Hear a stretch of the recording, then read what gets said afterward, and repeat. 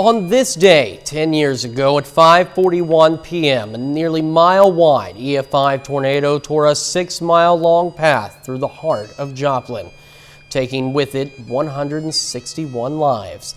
Now, 10 years later, a community remembers those lost and looks toward the future. This is a special edition of the KOAM News at 10. I'm Chris Warner. We have team coverage from today's ceremony, but before we get to that, we're going to check in with meteorologist Nick Kelly for a quick check of our forecast. Good evening, Nick. Good evening, Chris, and thankfully no thunderstorms we had to worry about at all throughout the course of the day. And before we hit sunset, we were actually seeing peaks of the sun from our camera at 7th and range line. Then those peaks of the sun thankfully helped us out with temperatures, at least a high of 76, but I swear I saw some upper 70s out of Joplin Regional after we saw temperatures dip to 65, all because of the rain this morning. This is just a lot of ground clutter, false returns from the radars, maybe a random sprinkle trying to come out of northeast Oklahoma and the south sides of Joplin, but that's about it as far as where we stand right now. Temperatures mainly in the upper 60s to lower 70s at the top of the 10 o'clock hour, with mostly cloudy skies in place and maybe a few extra showers overnight. We'll drop back into the mid 60s, and I'm anticipating maybe a few scattered storms tomorrow, but we'll stay warm with highs back in the upper 70s. We'll break down the week ahead, Chris, and to continue with our special coverage, we'll look back on what the storm did that day from a weather perspective coming up here in a bit. All right, Nick, thank you. And we do begin our special coverage tonight with KOAM's Zach Dodge on how the community and the world came together in Joplin's darkest hour. It might not quite look like it, but a very special reunion is happening. Oh, it's great. Douglas Keeney was among thousands that lost their homes to the tornado. The door was gone. Half the house that I was standing on, plus the second story, was completely gone. But he was also one of many to get a new home, thanks to Convoy of Hope. That was a lifesaver, because I don't know what I would have done. Probably would have ended up living on the street or with relatives or something like that. Convoy of Hope had boots on the ground in Joplin the same evening as the tornado. Nick Warsma was there with the initial group. The thing that was pretty precious about Joplin was just the heartland and the people. And people came out of nowhere. People sacrificed a lot to help out. Yeah. And so that was pretty powerful to watch. On top of organized volunteers, thousands of citizen volunteers came as well. Michael Siebert was on the city council in 2011 and says that made all the difference in the world. A community the size of Joplin didn't have the manpower within the community to be able to recover from the devastation.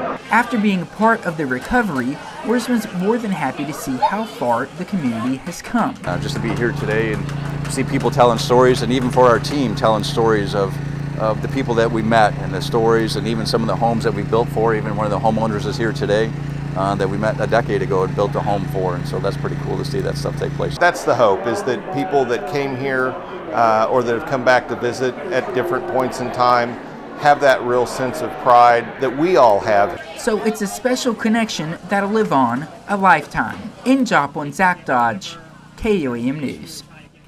We continue our special coverage with KOAM's Bronte Saratsky as the community reflects on the 161 lives lost that day. So many people, of course, like you said, that died, and so many people that need to remember the events of that day and how it affected their life. And so many positive things have come out of this, and so I think it's just wonderful that this was being held today. For Joplin, May 22nd is a day forever marked in the city's history. With the 10-year anniversary, a decade of change has swept through the community. Although Joplin has grown back over the years, the city hasn't forgotten those that were lost. I know a lot of people who have storms like this, people don't get remembered, and Joplin was way different like that. We remembered every person who died, got injured, everything. Grace Bennett was about to turn 8 when the 2011 Joplin tornado changed her life and the rest of Joplin's. The Remembrance walkthrough, she looks back on those she lost. Miss Margaret was Aunt Margaret, and Jane was Miss Jane. So Miss Jane's, oh, I remember this, she always had this big jar of jelly beans. And I would pick out like the favorite ones, like the black licorice ones, and like the ones that tasted like butter. And then she would always have peach tea. Aunt Margaret really was about 3 years older than my mother was, so she'd be 65 right now. I remember I would sit on her front porch and she had this little dog with 3 legs and no tail. And she'd always invite me over, like, you know, kids have fights with their mom. Every time I had a fight, she'd invite me over and give me something to drink. For others, it's a day to remember those within their communities who were lost. So I knew Grace Quino, Ramona Bridgeford, and Marie Picard. Just seen them at church, and I talked to them, you know, and everything. But they was dear ladies, so yeah, it's still in my heart, you know, and everything to remember what they did, you know, like I said, in the church. In Joplin, Bronte Sorotsky, KOAM News.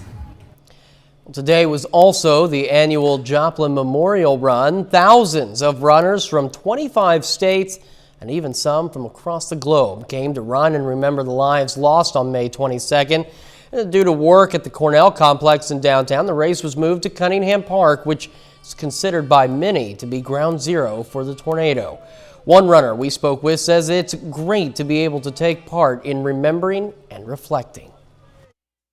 It's a special feeling because you know of the 161 people that lost their lives and their families that have still survived. It's really special. It touches your heart.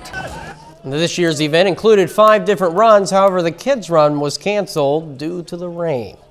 Community awareness and preparedness is also a big part of this year's anniversary. Several organizations like the American Red Cross, Convoy of Hope, the Salvation Army, and others were on hand to provide information about their services. All of them played a vital role in the response to the disaster and want to make sure that residents know they're still here to help, no matter what happens. It's a highly emotional time, and when we are in our emotions, it's real easy to slip into fear and worry, right?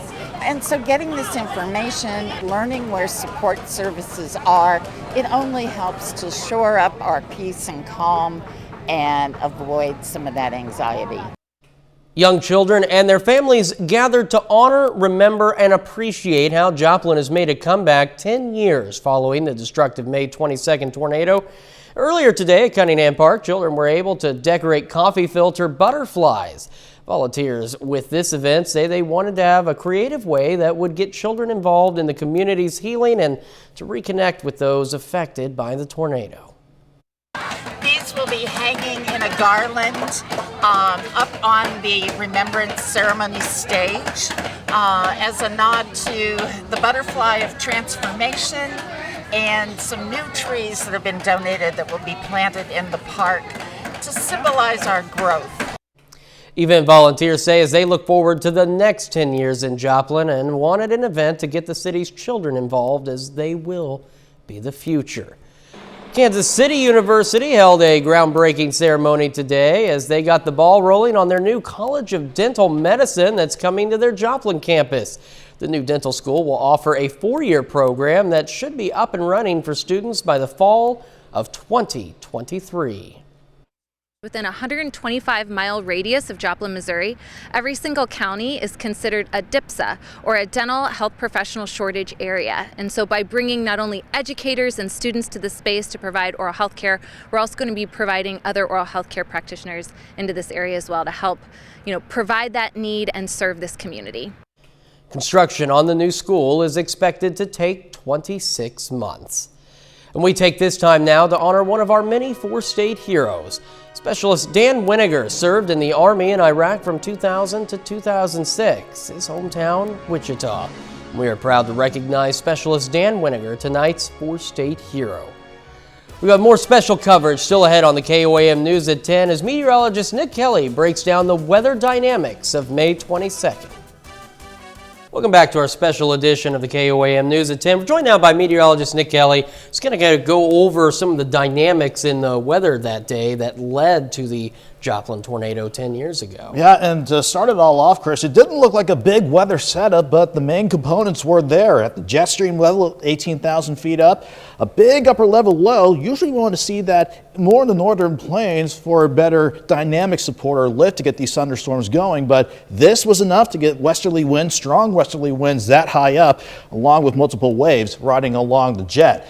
Lower to the surface, about 10,000 feet, another upper level low, but more southwesterly winds coming at us, adding to the wind shear to help these storms rotate and develop, and certainly at the surface with the southeast wind running into our cold front. In fact, we also had a dry line too. So this was a ripe area, unfortunately, for strong to severe thunderstorms to develop, but we weren't the only ones. We had a moderate risk going as far east as Chicago and up to about La Crosse, Wisconsin, but we certainly were weather aware on that day, as certainly Doug Heddy and Brian Davis were, especially when that tornado watch went out at 1:30. They were focused on destructive hail, and they did mention a tornado threat, but you see there, maybe a strong tornado or two possible, but the better dynamics started coming into play the afternoon, and it led to this first severe thunderstorm, the storm that would head toward Joplin, but started out with producing wind and hail as the first severe thunderstorm warning went out at 2:30.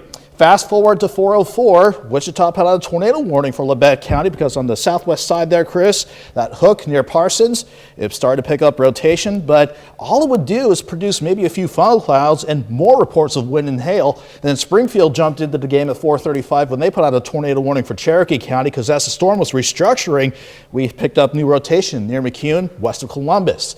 At 5:11, the storm was nearing the Missouri line. The original rotation was still there, but more storms feeding into this, all these mergers, kept causing the storm to restructure. So the original rotation was there between Carl Junction and Columbus, but this new rotation near Baxter and Riverton, that led to the 5:17 tornado warning that covered the city of Joplin, and we head right to 5:34, tight rotation near Annalise and John Duffy. That was where the tornado touched down, and you can see as we go through 5:39, tornado still there on the radar, and at 5:48, big debris ball there. We didn't have correlation coefficient back then, but you didn't need correlation coefficient. It was definitely down on the ground. So overall, this started out as an EF1 on the far southwestern side of town, again near Annalise and John Duffy, strengthening to an EF3 to almost EF4 once it hit 32nd and Schifferdecker.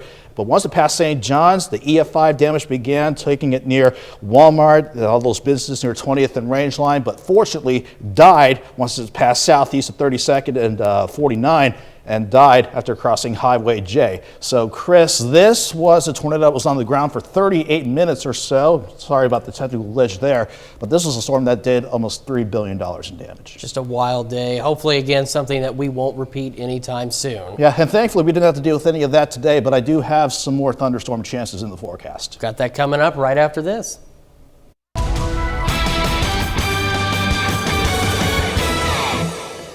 No threatening weather to worry about this go around, but Mother Nature did keep things a bit gloomy, especially this morning with quite a bit of cloud cover and some widespread rain during the morning hours. We saw some of that work over our time lapse of indigo sky just outside of Seneca, Missouri.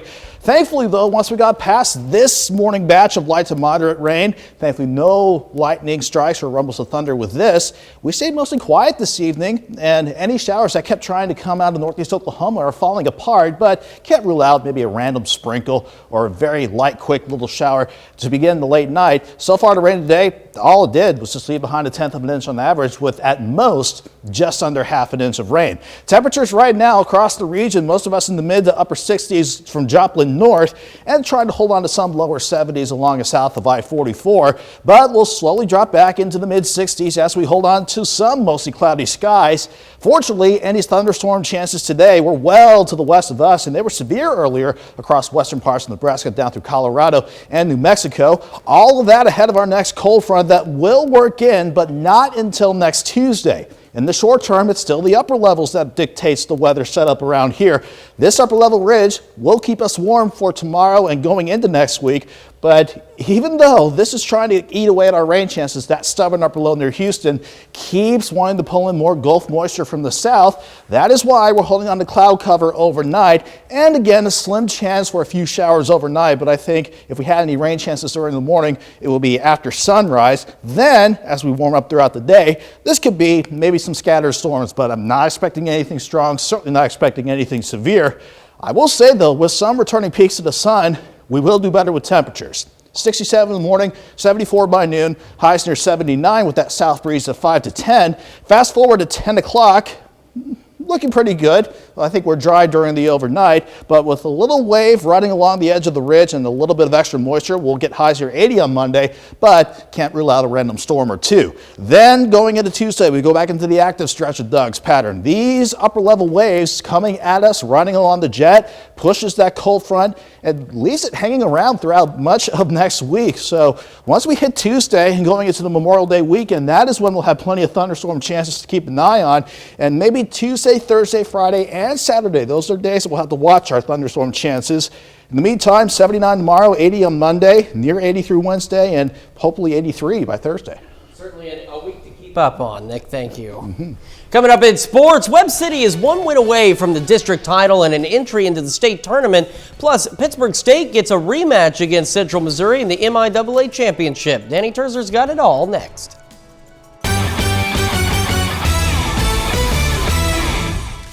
Pittsburgh State survived not just one, but 2 elimination games on Friday, battling their way to a spot in the championship game, a rematch against Central Missouri. The Gorillas fell to the Mules 9-5 on Thursday. Today, UCM leads 6-1 in the 5th. As the pitch comes in, Micah Evans takes off from third. He is safe, stealing home. What a play. Then Cruz Aranda finds a gap in center. Mason Hartman comes around to score. Mules don't let up though. Next inning, Evans goes back up the middle. That scores 2. Central Missouri rolls by Pittsburgh State 11-2 to claim the MIAA title. The Rough Riders have a chance to punch their ticket to the World Series today. Crowder faces Eastern Oklahoma State for the second time in 2 days. Crowder won the first meeting 8-2. Bottom of the second, Rough Riders leading. Chaz Poppy smokes one at the base of the wall, and Frankie Cercello hustles in from second. Top of the third, Austin Albright solo shot over the left field wall. Next inning, it's Albright again down the right field line, bringing in Cole Broughton. Then it's all tied up, but Josh Patrick gives the Rough Riders back the lead with the home run. Crowder pulls away with it, winning 9-4 to claim the district title. The Rough Riders are headed to the World Series. The 26-5 Webb City Cardinals host Glendale today. The Cardinals beat the Falcons 14-2 during the regular season. In this matchup, there's a bit more at stake. The Cardinals look to claim the district title and earn a spot in the state tournament. Top of the 5th, this ball is popped up high. Cade Wilson makes a diving catch for the out. Game still scoreless. Then Brooks Kettering hits it out to center. That's good for a double. And here comes Zach Beatty all the way from first to score. Falcons with the 1-run lead. Cards trying to respond, but it's a chopper to the third baseman. And Glendale turns a big double play to end the inning. Carter Lewis is fired up. Webb City's offense never gets going. They drop this one 2-0. It's just unfortunate, that only one team, kind of wins at the end. I think we finished 26-6, I think, and all those 6 losses were really close, and it's just kind of the way it goes with baseball sometimes. It just doesn't go your way. It's an awesome class. I mean, it's just awesome. They're awesome kids and awesome players, and they're a joy to coach, and they're going to do great things at the next level. That's a look at sports. We'll be back with more special coverage after this. That's our time for now. As we close out tonight's show, we again leave you with a tribute to all those who lost their lives on May 22nd.